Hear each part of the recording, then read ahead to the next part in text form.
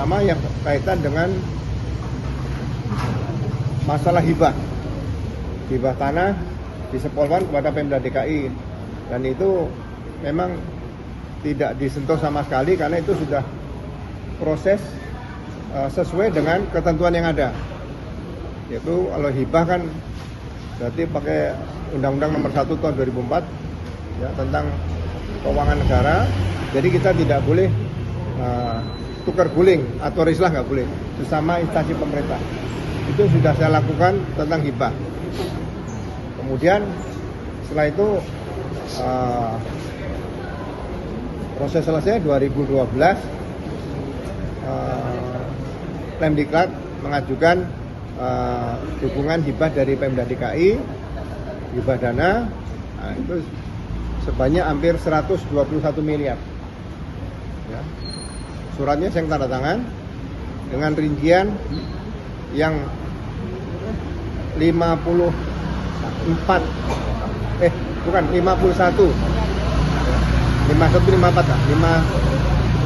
miliar ya, itu untuk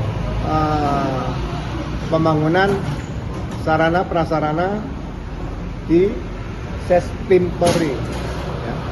Sespim Polri ya, di Lembang. Kemudian yang kedua yang 44 miliar itu untuk pembangunan perbaikan sarana prasarana fasilitas pendidikan di Sepolwan dan Lemdiklat. Kemudian ada yang 25 miliar untuk pembelian tanah untuk perluasan aset barang milik negara, tanah di Sespim Polri. Jadi tidak ada rencana pembangunan permanen di Sespim Polri. Ya. Nah, anggaran sebanyak katakanlah untuk di Sespim Polri tadi itu juga dilengkapi tadi dengan pembangunan, bukan pembangunan, dibangun jembatan. Ya. Kalau jembatan itu tidak, menurut saya waktu itu bukan bangunan permanen seperti gedung, bukan. Ya. Karena daerah situ kemungkinan kan daerah gempa dan sebagainya. Jadi risiko korban jiwa tuh kalau gedung kan cukup tinggi sana. Ya. Itu tidak kita lakukan. Kemudian yang sisanya juga dengan Sepolwan itu juga tidak ditanyakan. Nah, kemudian masalah pengadaan tanah. Pengadaan tanah ini ada usulan waktu itu dari Kasespim Polri untuk meluaskan aset tanah Sespim Polri. Ya, Kasespimnya sudah meninggal dunia, Pak Surmana Yulistia. Ya. Tanah yang nempel di Sespim Polri. Jadi untuk perluasan sebanyak 5 hektar lah.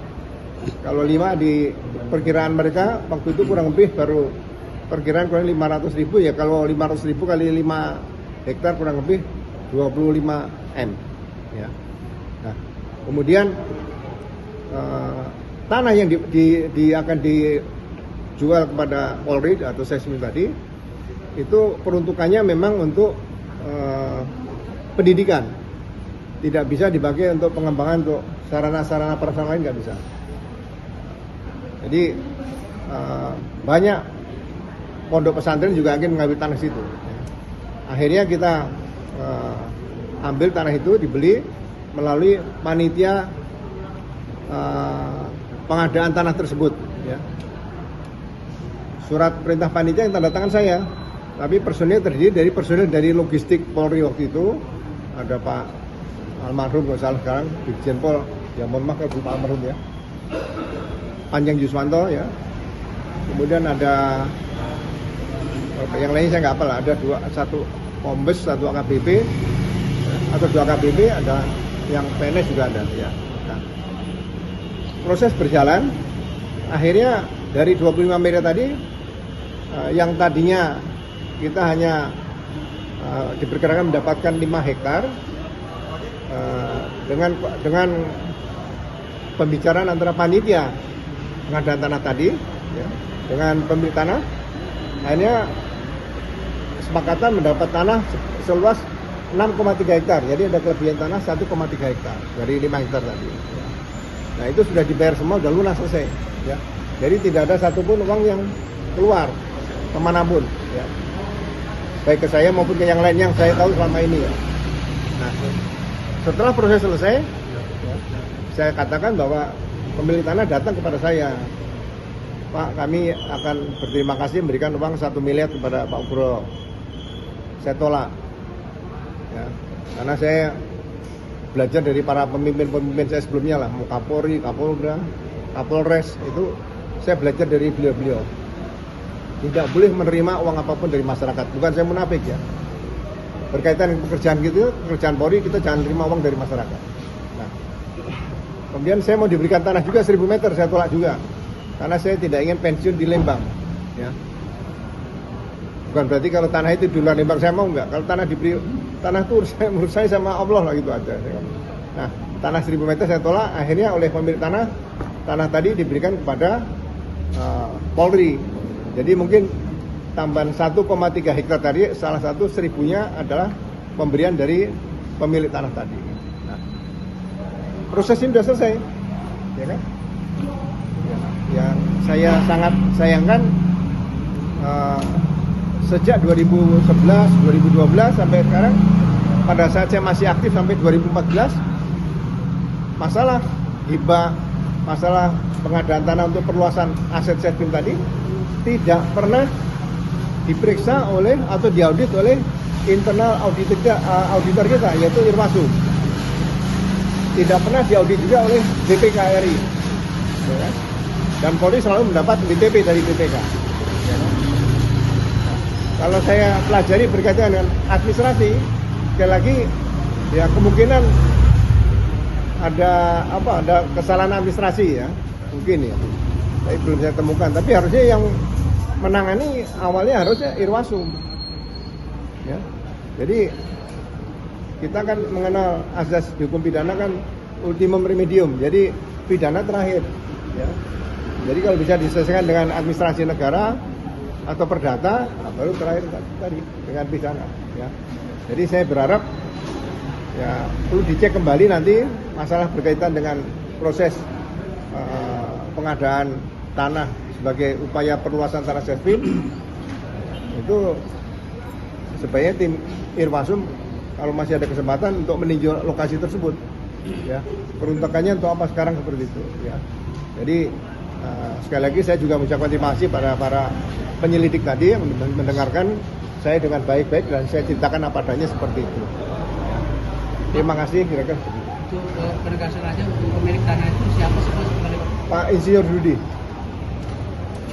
ada di Bandung. Yang lain? Pak, ini setelah klarifikasi ini apakah nanti ada undangan lagi atau seperti apa, Pak? Terserah penyelidik nanti, ya kan?